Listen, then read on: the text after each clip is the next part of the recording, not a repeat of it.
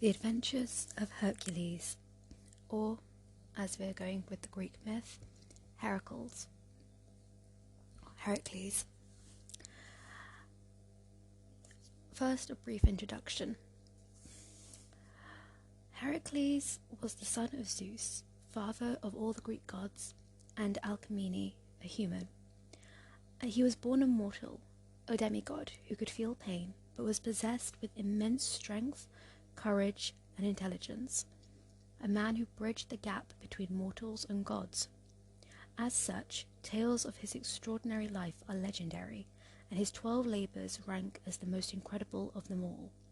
As penance for the murder of his children in a fit of insanity brought on by Hera, Zeus's queen, who was jealous of Heracles, Heracles was forced to serve his cousin, the spiteful and cowardly King Eurystheus of Argos, for 12 years, performing any task that were asked of him, no matter how deadly or perilous.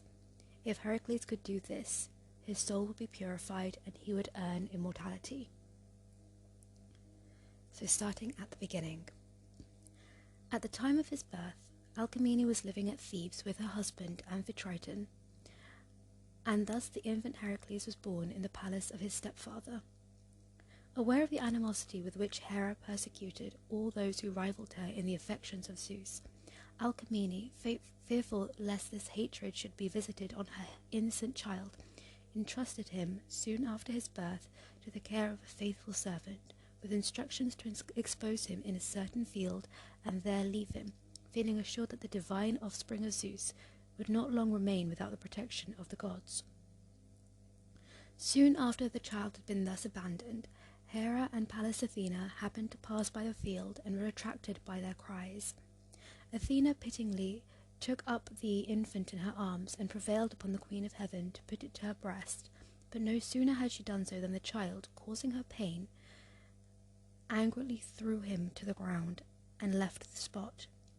Athena, moved with compassion, carried him to Alcmene and entreated her kind offices on behalf of the poor little foundling.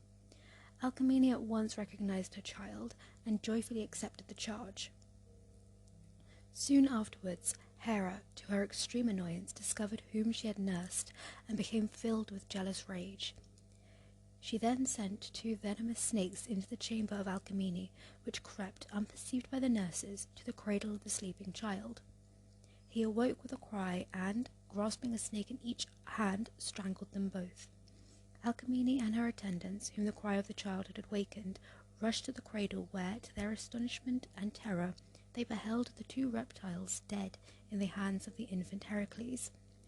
Amphitryon was so attracted to the chamber by the commotion that when he beheld this astounding proof of supernatural strength, he declared that the child must have been sent to him as a special gift from Zeus. He accordingly consulted the famous seer Tiresias, who now informed him of the divine origin of his stepson and prognosticated for him a great and distinguished future. When Amphitryon learned the noble destiny which awaited the child entrusted to his care, he resolved to educate him in a manner worthy of his future career. At a suitable age, he himself taught Heracles how to guide a chariot, Eurytus how to handle the bow, Autolycus dexterity in wrestling and boxing, and Castor the art of armed warfare, whilst Linus, the son of Apollo, instructed him in music and letters. Heracles was an apt pupil, but undue harshness was intolerable to his high spirit, and old Linus, who was not the gentlest of teachers, one day corrected him with blows, whereupon the boy angrily took up his lyre and, with one stroke of his powerful arm, killed his tutor on the spot. Apprehensive lest the ungovernable temper of the youth might again involve him in similar acts of violence, Amphitryon sent him into the country, where he placed him under the charge of one of his most trusted herdsmen. Here, as he grew up to manhood, his extraordinary stature and strength became the wonder and admiration of all beholders. His aim, whether with the spear or lance or bow, was unerring, and at the age of 18 he was considered to be the strongest as well as the most beautiful youth in all Greece. Heracles felt that the time had now arrived when it became necessary to decide for himself how to make use of the extraordinary powers with which he had been endowed by the gods. and in order to meditate in solitude on this all-important subject, he repaired to a lonely and secluded spot in the heart of the forest. Here 2 females of great beauty appeared to him. One was vice, the other virtue. The former was full of artificial wiles and fascinating arts, her face painted and her dress gaudy and attractive, whilst the latter was of noble bearing and modest mien, her robes of spotless purity. Vice stepped forward and thus addressed him: "If you will walk in my paths and make me your friend, your life shall be one round of pleasure and enjoyment. You shall taste of every delight which can be procured on earth, the choicest viands, the most delicious wines, the most luxurious of couches shall be ever at your disposal, and all this without any exertion on your part, either physical or mental." Virtue now spoke in her turn: "If you will follow me and be my friend, I promise you the reward of a good conscience and the love and respect of your fellow men. I cannot undertake to smooth your path with roses, or to give you a life of idleness and pleasure, for you must know that the gods grant no good and desirable thing that is not earned by labour, and as you sow, so must you reap." Heracles listened patiently and attentively to both speakers, and then, after mature deliberation, decided to follow in the paths of virtue, and henceforth to honour the gods, and to devote his life to the service of his country. Full of these noble resolves, he once more sought his rural home, where he was informed that on Mount Cithaeron, at the foot of which the herds of Amphitryon were gazing, a ferocious lion had fixed his lair, and was committing such frightful ravages amongst the flock and herds that he had become the scourge and terror of the whole neighbourhood. Heracles at once armed himself and ascended the mountain, where he soon caught sight of the lion and, rushing at him with his sword, succeeded in killing him. The hide of the animal he wore ever afterwards over his shoulders, and the head served him as a helmet. This lion was called the Nemean lion in Greek mythology. The Nemean lion, whose pelt was indestructible, who spit fire, was considered an immortal beast. The way that Heracles killed this beast was by pulling him open from the mouth, as his mouth and the insides of his body were not indestructible. As he was returning from this, his first exploit, he met the heralds of Erginus, king of the Minyans, who were proceeding to Thebes to demand their annual tribute of 100 oxen. Indignant at this humiliation of his native city, Heracles mutilated the heralds and sent them back, with ropes around their necks, to their royal master. Erginus was so incensed at the ill treatment of his messengers that he collected an army and appeared before the gates of Thebes, demanding the surrender of Heracles. Creon, who was at this time king of Thebes, fearing the consequences of a refusal, was about to yield, when the hero, with the assistance of Amphitryon and a band of brave youths, advanced against the Minyans. Heracles took possession of a narrow defile through which the enemy were compelled to pass, and as they entered the pass, the Thebians fell upon them, killed their king Erginus, and completely routed them. In this engagement, Amphitryon, the kind friend and foster father of Heracles, lost his life. The hero now advanced upon Orchomenus, the capital of the Minyans, where he burnt the royal castle and sacked the town. After this signal victory, all Greece rang with the fame of the young hero, and Creon, in gratitude for his great services, bestowed upon him his daughter Megara in marriage. The Olympian gods testified their appreciation of his valor by sending him presents. Hermes gave him a sword, Phobos Apollo a bundle of arrows, Hephaestus a golden quiver, and Athena a coat of leather. And now it will be necessary to retrace our steps. Just before the birth of Heracles, Zeus, in an assembly of the gods, exultingly declared that the child who should be born on that day to the house of Perseus should rule over all his race. When Hera heard her lord's boastful announcement, she knew well that it was the child of the hated Alcmene that this brilliant destiny was designed, and in order to rob the son of her rival of his rights, she called to her aid the goddess Eileithyia, who retarded the birth of Heracles, and caused his cousin Eurystheus, another grandson of Perseus, to precede him into the world. Ilithyia, as she is quite a minor goddess, might require some explanation. She was the goddess of actual childbirth, while Hera was the goddess of marriage and of families, and while Artemis assisted in childbirth, Ilithyia herself was the goddess of childbirth and assisted all mortals in bringing children into the world. Artemis, on the other hand, is more the patron saint of, or patron of childbirth, so mothers would pray to both Ilithyia and Artemis to have a safe childbirth or labour. Returning to the story, and thus, as the word of the mighty Zeus was irrevocable, Heracles became the subject and servant of his cousin Eurystheus. When, after his splendid victory over Erginus, the fame of Heracles spread throughout Greece, Eurystheus, who had become the king of Mycenae, jealous of the reputation of the young hero, asserted his rights and commanded him to undertake for him various difficult tasks. But the proud spirit of the hero rebelled against this humiliation, and he was about to refuse compliance when Zeus appeared to him and desired him not to rebel against the fates. Heracles now repaired to Delphi in order to consult the oracle, and received the answer that after performing 10 tasks for his cousin Eurystheus, his servitude would be at an end. Soon afterwards, Heracles fell into a state of the deepest melancholy, and through the influence of his inveterate enemy, the goddess Hera, this despondency developed into raving madness, in which condition he killed Megara and his own children. When he at length regained his reason, he was so horrified and grieved at what he had done that he shut himself up in his chamber and avoided all intercourse with men.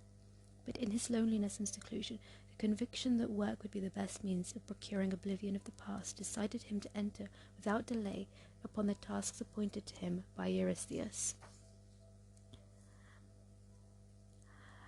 Heracles is best known for these incredible and daring feats of strength he showed in achieving the 12 seemingly impossible challenges set before him.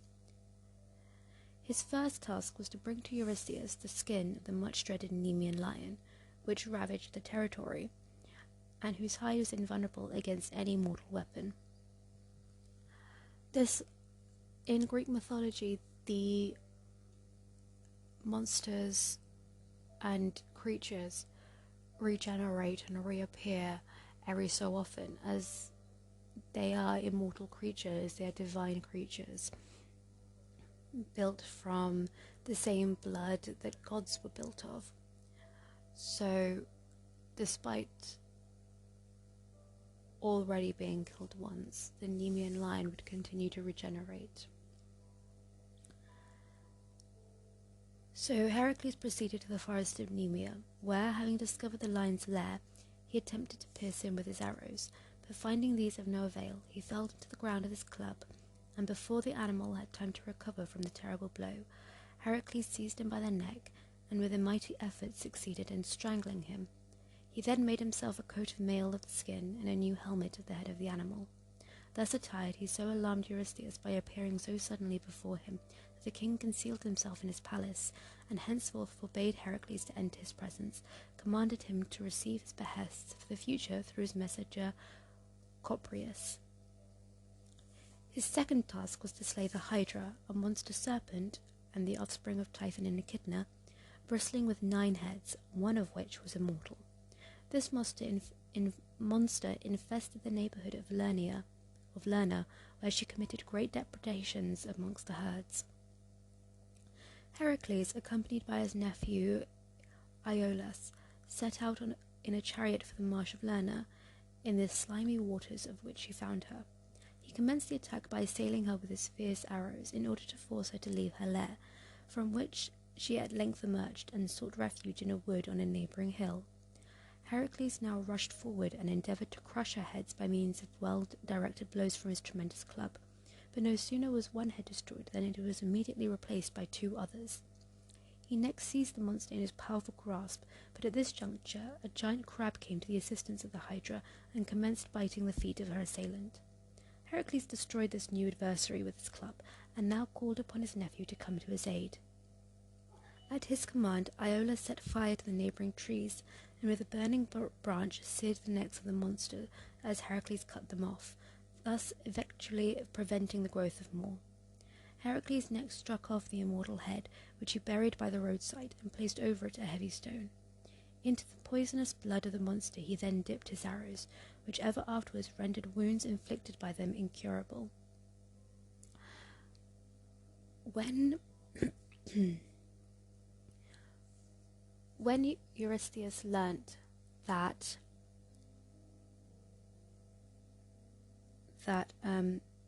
this second task that Heracles succeeded had been done with some help, he said that the point of the tasks was to have no help in them, so he added an extra task to make it 11, as his claim was that Heracles did not complete this task on his own. The third labour of Heracles was to bring the horned hind Cyrenitis alive to Mycenae. This animal, which was sacred to Artemis, had golden antlers and hoofs of brass.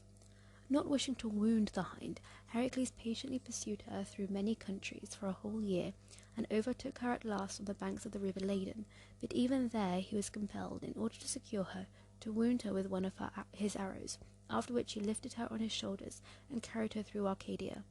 On his way he met Artemis with her brother Phoebus Apollo, when the goddess angrily reproved him for wounding her favourite hind, but Heracles succeeded in appeasing her displeasure, whereupon she permitted him to take the animal alive to Mycenae. The fourth task imposed upon Heracles by Eurystheus was to bring alive to Mycenae the Erymathian boar, which had laid waste to the region of Erymantia, and was the scourge of the surrounding neighbourhood. On his way thither he craved food and shelter of a centaur named Pholus, who received him with generous hospitality, setting before him a good and plentiful repast.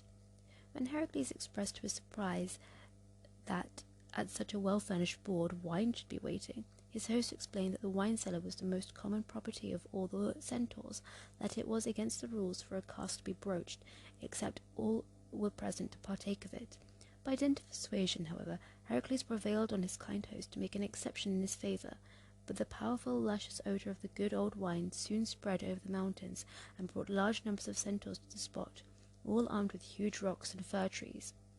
Heracles drove them back with firebrands, and then, following up his victory, pursued them with his arrows as far as Malea, where they took refuge in the cave of the kind old centaur Chiron. Unfortunately, however, as Heracles was shooting at them with his poisoned darts, one of these pierced the knee of Chiron. When Heracles discovered that it was the friend of his early days that he had wounded, he was overcome with sorrow and regret. He had once extracted the arrow and anointed the wound with a salve, the virtue of which had been taught to him by Chiron himself, but all of his efforts were unavailing. The wound, imbued with the deadly poison of the Hydra, was incurable, and so great was the agony of Chiron that, at the intercession of Heracles, death was sent him by the gods, for otherwise, being immortal, he would have been doomed to endless suffering. Pholus, who had so kindly entertained Heracles, also perished by means of one of these arrows, which he had extracted from the body of the dead centaur. While he was quietly examining it, so astonished that so small and insignificant an object should be productive of such serious results, the arrow fell upon his foot and fatally wounded him. Full of grief at this untoward event, Heracles buried him with due honours, and then set out to chase the boar.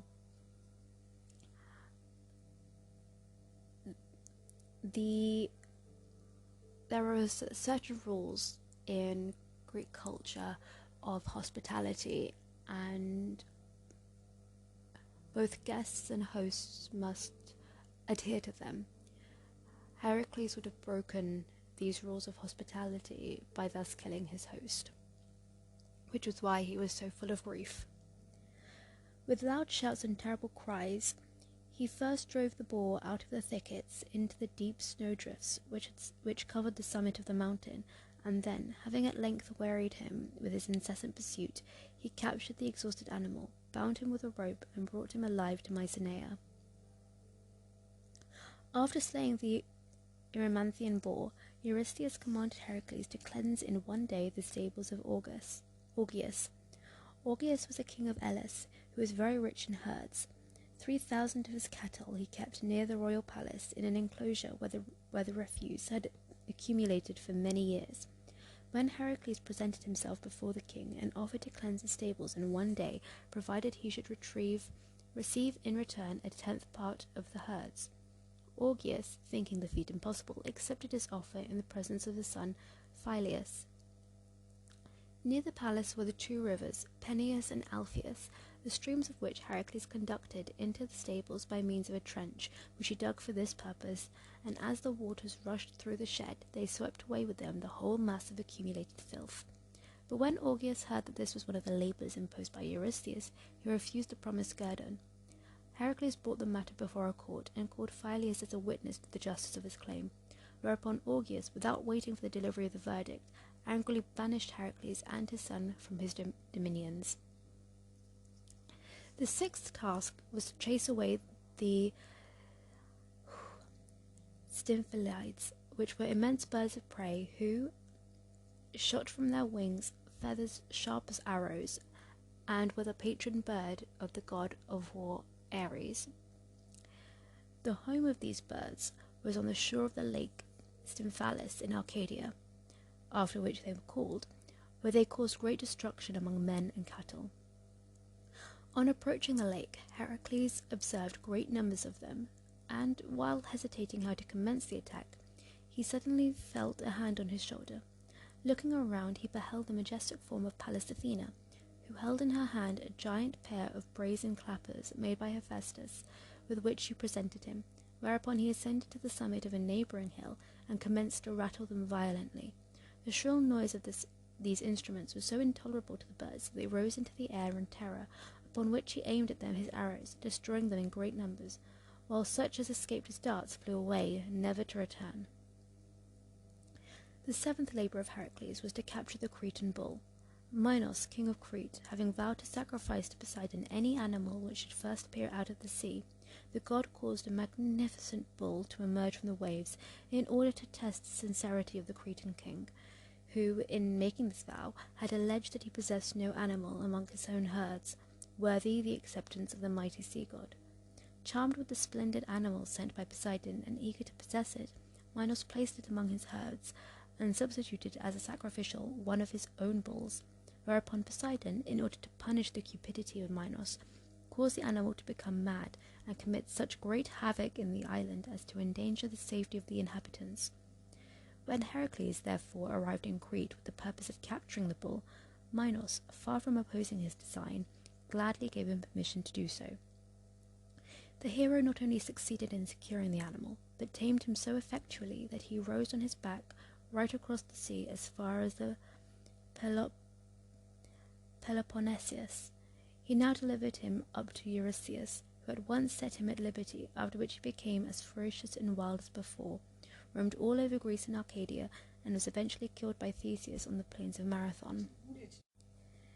The eighth labour of Heracles was to bring to Eurystheus the mare of Diomedes, a son of Ares and the king of the Bistonians, a warlike Thracian tribe. This king possessed a breed of wild horses of tremendous size and strength, whose food consisted of human flesh, and all strangers who had the misfortune to enter the country were made prisoners and flung before the horses, who devoured them. When Heracles arrived, he first captured the cruel Diomedes himself, and then threw him before his own mares, who, after devouring their master, became perfectly tame and tractable. They were then led by Heracles to the seashore, where the Bistonians, enraged at the loss of their king, rushed after the hero and attacked him. He now gave the animals in charge of his friend Abderus, and made such a furious onslaught of his assailants that they turned and fled. But on his return from this encounter he found, to his great grief, that the mares had torn his friend in pieces and devoured him. After celebrating the due funeral rites to the unfortunate Abderus, Heracles built a city in his honor, which he named after him. He then returned to Tiryns, where he delivered upon the mares of Eurystheus, who set them loose on Mount Olympus, where they became the prey of wild beasts. It was after the performance of this task that Heracles joined the Argonauts in their expedition to gain possession of the Golden Fleece, and was left behind at Chios.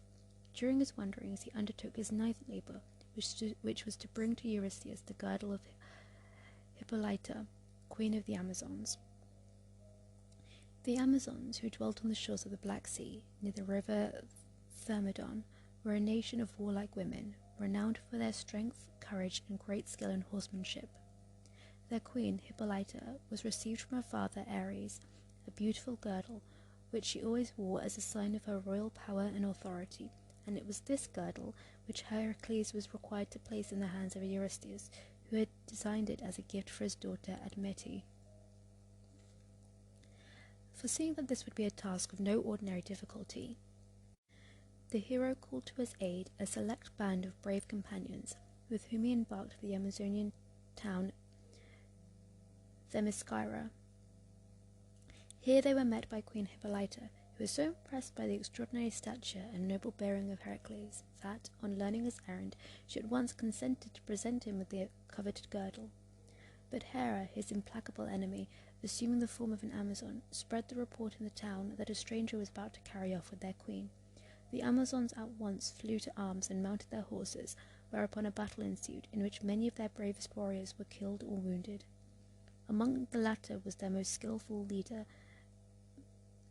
Melanippe, who Heracles afterwards restored to Hippolyta, receiving the girdle in exchange. On his voyage home, the hero stopped at Troy, where a new adventure awaited him. During the time that Apollo and Poseidon were condemned by Zeus to a temporary servitude on earth, they built for King Laomedon the famous walls of Troy, afterwards so renowned in history, but when their work was completed, the king treacherously refused to give them the reward due to them. The incensed deities now combined to punish the offender. Apollo sent a pestilence which decimated the people, and Poseidon a flood which bore with it a marine monster who swallowed in his jaws all that came within his reach. In his distress, Laomedon consulted an oracle and was informed that only by a sacrifice of his own daughter, Hesione, could the anger of the gods be appeased. Yielding at length to the urgent appeals of his people, he consented to make the sacrifice, and on the arrival of Heracles, the maiden was already chained to a rock in readiness to be devoured by the monster. When Laomedon beheld the renowned hero, whose marvellous feats of strength and courage had become the wonder and admiration of all mankind, he earnestly implored him to save his daughter from her impending fate, and to rid the country of the monster, holding out to him as a reward the horses which Zeus had presented to his grandfather Tros in compensation for robbing him of his son Ganymede. Heracles unhesitatingly accepted the offer, and when the monster appeared, opening his terrible jaws to receive his prey, the hero, sword in hand, attacked and slew him. But the perfidious monarch once more broke faith, and Heracles, vowing future vengeance, departed for Mycenae, where he presented the girdle to Eurystheus. The 10th labour of Heracles was the capture of the magnificent oxen belonging to the giant Geryon, or Geryones, who dwelt on the island of Eurythia in the Bay of Gadria, or Cadiz. This giant, who was the son of Chrysaor, had 3 bodies with 3 heads, 6 hands, 6 feet. He possessed a herd of splendid cattle, which were famous for their size, beauty, and rich red colour. They were guarded by another giant named Eurytion, and a 2-headed dog called Orthrus, the offspring of Typhon and Echidna. In choosing for him a task so replete with danger, Eurystheus was in hopes that he might rid himself forever of his hated cousin, but the indomitable courage of the hero rose with the prospect of this difficult and dangerous undertaking. After a long and wearisome journey, he at last arrived at the western coast of Africa, where, as a monument of his perilous expedition, he erected the famous Pillars of Hercules, one of which he placed on each side of the Straits of Gibraltar. Here he found the intense heat so insufferable that he angrily raised his bow towards heaven, and threatened to shoot the sun god. But Helios, far from being incensed at his audacity, was so struck with admiration at his daring that he lent to him the golden boat with which he accomplished his nocturnal transit from west to east, and thus Heracles crossed over safely to the island of Eurythia. No sooner had he landed than Eurytion, accompanied by his savage dog Orthrus, fiercely attacked him, but Heracles, with a superhuman effort, slew the god and then the dog and then his master. Hereupon he collected the herd and was proceeding to the seashore when Geryones himself met him, and a desperate encounter took place in which the giant perished. Heracles then drove the cattle into the sea, and seizing one of the oxen by the horns, swam them over to the opposite coast of Iberia. Then driving his magnificent prize before him through Gaul, Italy, Illyria, and Thrace, he at length arrived, after many perilous adventures and hairbreadth escapes at Mycenae, where he had delivered them up to Eurystheus, who sacrificed them to Hera. Heracles had now executed his 10 tasks, which had been accomplished in the space of 8 years, but Eurystheus refused to include the slaying of the Hydra and the cleansing of the stables of Augeas among the number, alleging as a reason that the first had been performed with the assistance of Iolaus, as I mentioned before, and that the other had been executed for hire. He therefore insisted on Heracles substituting 2 more labours in their place. The 11th task imposed by Eurystheus was to bring him the golden apples of the Hesperides, which grew on a tree presented by Gaia to Hera on the occasion of her marriage with Zeus. This sacred tree was guarded by 4 maidens, daughters of Nyx, called the Hesperides, who were assisted in their task by a terrible 100-headed dragon named Ladon. This dragon never slept, and out of its 100 throats came a constant hissing sound, which effectually warned off all intruders. But what rendered the undertaking still more difficult was the complete ignorance of the hero as to the locality of the garden, and he was forced in consequence to make many fruitless journeys and to undergo many trials before he could find it. He first travelled through Thessaly, and arrived at the river Echodorus, where he met the giant Cycnus, the son of Ares and Pyrrhone, who challenged him to single combat. In this encounter, Heracles completely vanquished his opponent, who was killed in the contest, but now a mighty adversary appeared on the scene, for the war god himself came to avenge his son. A terrible struggle ensued, which had lasted some time, when Zeus interfered between the brothers, and put an end to the strife by hurling a thunderbolt between them. Heracles proceeded on his journey, and reached the banks of the river Eridanus, where dwelt the nymphs, daughters of Zeus and Themis. On seeking advice from them as to his route, they directed him to the old sea god Nereus, who alone knew the way to the garden of the Hesperides. Heracles found him asleep, and seizing the opportunity, held him so firmly in his powerful grasp that he could not possibly escape, so that notwithstanding his various metamorphoses, he was at last compelled to give that information required. The hero then crossed over to Libya, where he engaged in a wrestling match with King Antios, son of Poseidon and Gaia, which terminated fatally for his antagonist. From thence he proceeded to Egypt, where reigned Busiris, another son of Poseidon, who, acting on the advice given by an oracle during a time of great scarcity, sacrificed all strangers to Zeus. When Heracles arrived, he was seized and dragged to the altar, but the powerful demigod burst asunder his bonds, and then slew Busiris and his son. Resuming his journey, he now wandered on through Arabia, until he arrived at the Mount Caucasus, where Prometheus groaned in unceasing agony. It was at this time that Heracles, as already related, shot the arrow which had so long tortured the noble and devoted friend of mankind. Full of gratitude for his deliverance, Prometheus instructed him how to find his way to that remote region in the far west where Atlas supported the heavens on his shoulders, near which lay the garden of the Hesperides. He also warned Heracles not to attempt to secure the precious fruit himself, but to assume for a time the duties of Atlas and to dispatch him for the apples. On arriving at his destination, Heracles followed the advice of Prometheus. Atlas, who willingly entered into the arrangement, contrived to put the dragon to sleep, and then having cunningly outwitted the Hesperides, carried off 3 of the golden apples, which he now brought to Heracles. But when the latter was prepared to relinquish his burden, Atlas, having once tasted the delights of freedom, declined to resume his post, and announced his intention of being himself the bearer of the apples to Eurystheus, leaving Heracles to fill his place. To this proposal the hero feigned assent, merely begging that Atlas would be kind enough to support the heavens for a few moments while he contrived a pad for his head. Atlas good-naturedly threw down the apples and once more resumed his load, upon which Heracles bade him adieu and departed. When Heracles conveyed the golden apples to Eurystheus, the latter presented them to the hero, whereupon Heracles placed the sacred fruit on the altar of Pallas Athena, who restored them to the garden of the Hesperides.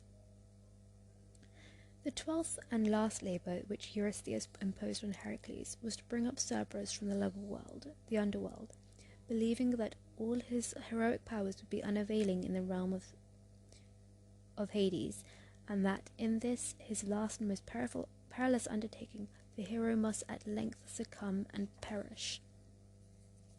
Cerberus was a monster dog with 3 heads, out of whose awful jaws dripped poison. The hair of his head and back was formed of venomous snakes, and his body terminated in the tail of a dragon.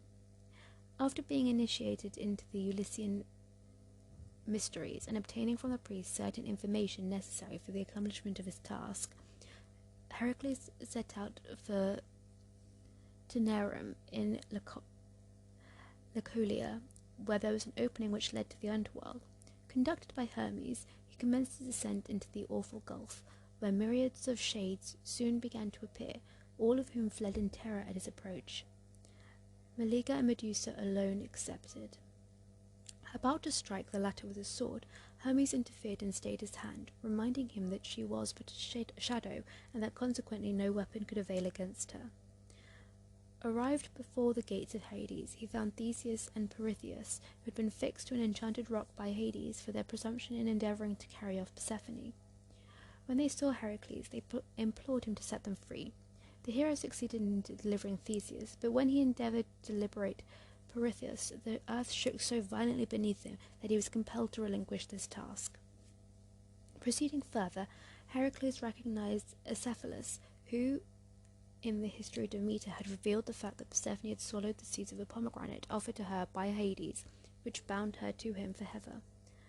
Acephalus was groaning beneath a huge rock which Demeter, in her anger, had hurled upon him, and which Heracles now removed, releasing the sufferer. Before the gates of this palace stood Hades, the mighty ruler of the underworld, and barred his entrance. But Heracles, aiming at him one of his unerring darts, shot him in the shoulder, so that for the first time the god experienced the agony of mortal suffering. Heracles then demanded of him permission to take Cerberus to the living world, and to this Hades consented on condition that he should secure him unarmed. Protected by his breastplate and the lion's skin, Heracles went in search of the monster, whom he found at the mouth of the river Acheron. Undismayed by the hideous barking which proceeded from his 3 heads, he seized the throat with one hand and the legs with the other, and although the dragon which served as a tail bit him severely, he did not relinquish this grasp. In this manner he conducted Cerberus to the upper world, through an opening near Troezen in Argolia. When Eurystheus beheld Cerberus, he stood aghast, and, despairing of ever getting rid of his hated rival, he returned the hellhound to the hero, who restored him to Hades, and with this last task the subjection of Heracles to Eurystheus was terminated. Free at last, Heracles now returned to Thebes, and it being impossible for him to live happily with Megara, in consequence of having killed her and his entire family, Heracles himself sought the hand of Iole, daughter of Eurytus, king of Oechalia, who had instructed him when a boy in the use of the bow. Hearing that this king had promised to give his daughter to him, who could surpass himself and his 3 sons in shooting with the bow, Heracles lost no time in presenting himself as a competitor. He soon proved that he was no unworthy pupil of Eurytus, for he signally defeated all his opponents. But although the king treated him with marked respect and honour, he refused nevertheless to give him the hand of his daughter, fearing for her a similar fate to that which had befallen Megara.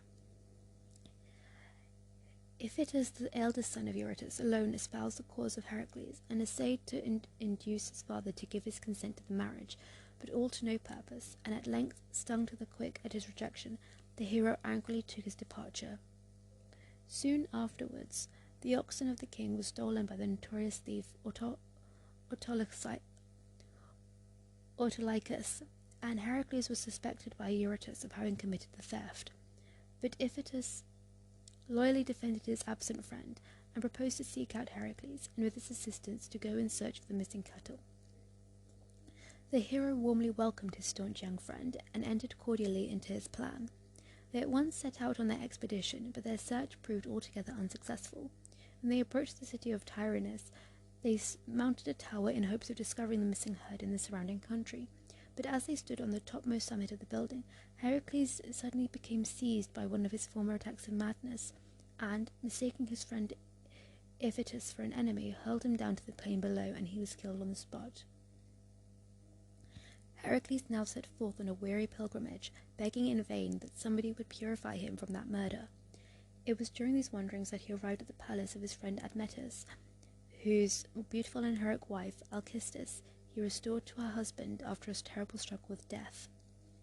Soon after this event, Heracles was struck with a fearful disease, and betook himself to the temple of Delphi, hoping to obtain from the oracle the means of relief. The priestess, however, refused him a response on the ground of his having murdered Iphitus, whereupon the angry hero seized upon the tripod which he carried off, declaring that he would construct an oracle for himself. Apollo, who witnessed the sacrilege, came down to defend his sanctuary, and a violent struggle ensued. Zeus once more interfered, and flashing his lightning between his two favourite sons, ended the combat. The Pythia now vouchsafed an answer to the prayer of the hero, and commanded him, in expiation of his crime, to allow himself to be sold by Hermes for 3 years as a slave, the purchase money to be given to Eurytus in compensation for the loss of his son. Heracles bowed in submission to the divine will, and was conducted by Hermes to Omphale, the queen of Lydia. The 3 talents which she paid for him were given to Eurytus, who, however, declined to accept the money, which was handed over to the children of Iphitus. Heracles now regained his former vigour. He rid the territory of Omphale of the robbers which infested it, and performed for her various other services requiring strength and courage. When Omphale learned that her slave was none other than the renowned Heracles himself, she at once gave him his liberty, and offered him her hand and kingdom. In her palace, Heracles abandoned himself to all the enervating luxuries of an oriental life, and so completely was the great hero enthralled by the fascination which his mistress exercised over him, that whilst she playfully donned his lion skin and helmet, he, attired in female garments, sat at her feet spinning wool, and beguiling the time by the relations of his past adventures. But when, at length, his term of bondage having expired, he became master of his own actions, the manly and energetic spirit of the hero reasserted himself, and tearing himself away from the palace of the Maeonian queen, he determined to carry out the revenge he had so long meditated against the treacherous Laomedon and the faithless Augeas. Gathering around him some of his old brave companions in arms, Heracles collected a fleet of vessels and set sail for Troy, where he landed, took the city by storm, and killed Laomedon, who thus met at length the retribution which he had so richly deserved.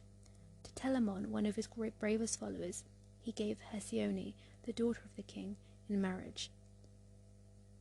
When Heracles gave her permission to release one of the prisoners of war, she chose her own brother, Podarces, whereupon she was informed that, as he was already a prisoner of war, she would be compelled to ransom him. On hearing this, Hesione took off her golden diadem, which she joyfully handed to the hero.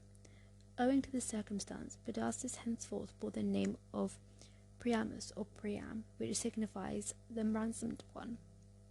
Heracles now marched against Augeas to execute his vengeance on him also for his perfidious conduct. He stormed the city of Elis and put to death Augeas and his sons, sparing only his brave advocate and staunch defender Phyleus, on whom he bestowed the vacant throne of his father. Heracles now proceeded to Calydon, where he wooed the beautiful Danae, daughter of Oeneus, king of Aetolia, but he encountered a formidable rival in Achelous, the river god, and it was agreed that their claims should be decided by a single combat. Trusting to his power of assuming various forms at will, Aeschylus felt confident of success, but this availed him nothing, for having at last transformed himself into a bull, his mighty adversary broke off one of his horns and compelled him to acknowledge himself defeated. After passing 3 happy years with the Danae, an unfortunate accident occurred, which for a time marred their felicity. Heracles was one day present at a banquet given by Oeneus, when, by a sudden swing of his hand, he had the misfortune to strike on the head a youth of noble birth, who, according to the custom of the ancients, was serving the guests at table, and so violent was the blow that it caused his death. The father of the unfortunate youth, who had witnessed the occurrence, saw that it was the result of accident, and therefore absolved the hero from blame. But Heracles resolved to act according to the law of the land, and banished himself from the country, and bidding farewell to his father-in-law, set out for Trachine to visit his friend King Ceyx, taking with him his wife Danae and his young son Hylas. In the course of their journey they arrived at the river Evenus, over which the centaur Nessus was in the habit of carrying travellers for hire. Heracles, with his little son in his arms, forded the stream unaided, entrusting his wife to the care of the centaur, who, charmed with the beauty of his fair burden, attempted to carry her off. But her cries were heard by her husband, who, without hesitation, shot Nessus through the heart with one of his poisoned arrows. Now the dying centaur was thirsting for revenge. He called Danae to his side, and directed her to secure some of the blood which flowed from her wound, assuring her that if, when in danger of losing her husband's affection, she used it in the manner indicated by him, it would act as a charm, and prevent her from being supplanted by a rival. Heracles and Danae now pursued their journey, and after several adventures at length arrived at their destination. The last expedition undertaken by the great hero was against Eurytus, king of Aetolia, to revenge himself upon this king and his sons for having refused to bestow upon him the hand of Iole after having fairly won the maiden. Having collected a large army, Heracles set out for Euboea, and in order to besiege Aetolia, its capital. Success crowned his arms. He stormed the citadel, slew the king and his 3 sons, reduced the city to ashes, and carried away captive the young and beautiful Iole. Returning from his victorious expedition, Heracles halted at Ceonius in order to offer a sacrifice to Zeus, and sent Danae to Trachine for a sacrificial robe. Danae, having been informed that the fair Iole was in the train of Hercules, was fearful lest her youthful charms might supplant her in the affection of her husband, and, calling to mind the advice of the dying centaur, she determined to test the efficacy of the love charm which he had given to her. Taking out the phial which she had carefully preserved, she imbued the robe with a portion of the liquid which it contained, and then sent it to Heracles. The victorious hero clothed himself with the garment, and was about to perform the sacrifice, when the hot flames rising from the altar heated the poison with which it was imbued, and soon every fibre of his body was penetrated by the deadly venom. The unfortunate hero, suffering the most fearful tortures, endeavoured to tear off the robe, but it adhered so closely to the skin that all of his efforts to remove it only increased his agonies. In this pitiable condition he was conveyed to Trachine, when Danae, on beholding the terrible suffering of which she was the innocent cause, was overcome with grief and remorse, and hanged herself in despair. The dying hero called his son Hylas to his side, and desired him to make Iole his wife, and then, ordering his followers to erect a funeral pyre, he mounted it and implored the bystanders to set fire to it, and thus in mercy to terminate his insufferable torments. But no one had the courage to obey him, until at last his friend and companion Philocetus, yielding to his piteous appeal, lighted the pyre, and received in return the bow and arrows of the hero. Soon flames on flames ascended, and amidst vivid flashes of lightning, accompanied by awful peals of thunder, Pallas Athena descended in a cloud, and bore her favourite hero in a chariot to Olympus. Heracles became admitted among the immortals, and Hera, in a token of her reconciliation, bestowed upon him the hand of her beautiful daughter Hebe, the goddess of eternal youth. After the apotheosis of Heracles, His children were so cruelly persecuted by Eurystheus that they fled for protection to King Ceyx in Trachine, accompanied by the aged Iolaus, the nephew and lifelong friend of their father, who constituted himself with their guide and protector, But on Eurystheus demanding the surrender of the fugitives, the children of Heracles, the Heraclidae, knowing that the small force at the disposal of King Ceyx would be altogether inadequate to protect them against the powerful king of Argos, abandoned his territory and sought refuge at Athens, where they were hospitably received by King Demophoon, the son of the great hero Theseus. He warmly espoused their cause and determined to protect them at all costs against Eurystheus, who dispatched a numerous force in pursuit of them. When the Athenians had made all necessary preparations to repel the invaders, an oracle announced that the sacrifice of a maiden of noble birth was necessary to ensure to them victory, whereupon Macaria, the beautiful daughter of Heracles and Denaria, magnanimously offered herself as a sacrifice, and, surrounded by the noblest matrons and maidens of Athens, voluntarily devoted herself to death. While these events were transpiring in Athens, Hylas, the eldest son of Heracles and Denaria, had advanced with a large army to the assistance of his brothers, and having sent a messenger to the king announcing his arrival, Demophoon with his army joined his forces. In the thick of the battle which ensued, Iolaus, following a sudden impulse, borrowed the chariot of Hylas, and earnestly entreated Zeus and Hebe to restore to him, for this one day only, the vigour and strength of his youth. His prayer was heard.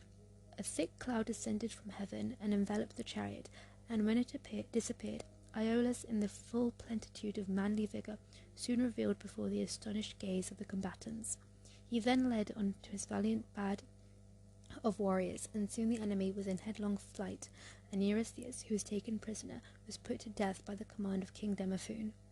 After gratefully acknowledging the timely aid of the Athenians, Hylas, accompanied by the faithful Iolaus and his brothers, took leave of King Demophoon and proceeded to invade the Peloponnesus, which they regarded as their lawful patrimony. For, according to the will of Zeus, it should have been the rightful possession of their father, the great hero Heracles, had not Hera maliciously defeated his plans by causing his cousin Eurystheus to precede him in the world. But for the space of the 12 months, the Heraclidae contrived to maintain themselves in the Peloponnese, but at the expiration of that time a pestilence broke out, which spread over the entire peninsula and compelled the Heraclidae to evacuate the country and return to Attica, where for a time they settled. After the lapse of 3 years, Hylas resolved of making another effort to obtain his paternal inheritance. Before seeking out on the expedition, however, he consulted the oracle of Delphi, and the response was that he must wait for the third fruit before the enterprise would prove successful. Interpreting this ambiguous reply to signify the third summer, Hylas controlled his impatience for 3 years, when, having collected a powerful army, he once more entered the Peloponnese. At the Isthmus of Corinth, he was opposed by Atreus, the son of Pelops, who, at the death of Eurystheus, had inherited the kingdom. In order to save bloodshed, Hylas offered to decide his claims by single combat, the conditions being that if he were victorious, he and his brothers should obtain undisputed possession of their rights, but if defeated, the Heraclidae were to desist for 50 years from attempting to press their claim. The challenge was accepted by Ecamon, king of Tegea, and Hylas lost his life in the encounter, whereupon the sons of Heracles, in virtue of their agreement, abandoned the kingdom and retired to Marathon.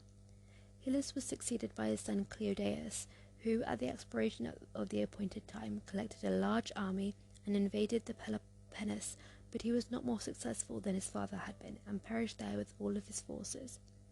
20 years later, his son, Aristomachus, consulted an oracle which promised him victory if he went by way of the defile. The Heraclidae once more set out, were once again defeated, and Aristomachus shared the fate of his father and grandfather and fell on the field of battle. When, at the expiration of 30 years, the sons of Aristomachus, Tenemus, Crestophontes, and Aristodemus again consulted the oracle, the answer was still the same, but this time the following explanation accompanied the response. The third fruit signified the third generation, to which they themselves belonged, and not the third fruit of the earth. And by the defile was indicated not the isthmus of Corinth, but the straits on the right of the isthmus. Tenemus lost no time in collecting an army and building ships of war, but just as all was ready and the fleet was about to sail, Aristodemus, the youngest of the brothers, was struck by lightning. To add to their misfortunes, Hippolytus, a descendant of Heracles, which had joined in the expedition, killed a soothsayer, whom he mistook for a spy, and the gods, in their displeasure, sent violent tempests, by means of which the entire fleet was destroyed, whilst famine and pestilence decimated the ranks of the army. The oracle, on being again consulted, advised that Hippolytus, being the offender, should be banished from the country for 10 years, and that the command of the troops should be delegated to a man having 3 eyes. A search was at once instituted by the Heraclidae for a man answering to this description, who was found at length in the pursuit of Oxylius, a descendant of the Aetolian race of kings. In obedience to the command of the oracle, Hippolytus was banished, an army and fleet once more equipped, and Oxylius elected commander-in-chief. And now success at length crowned the efforts of the long-suffering descendants of the great hero. They obtained possession of their kingdom, which was divided among them by lot. Argos fell to Tenemus, Lacedaemon to Aristodemus, and Messenia to Chrestophanes. In gratitude for the services to their able leader Exolius, the kingdom of Elis was conferred upon him by the Heraclidae.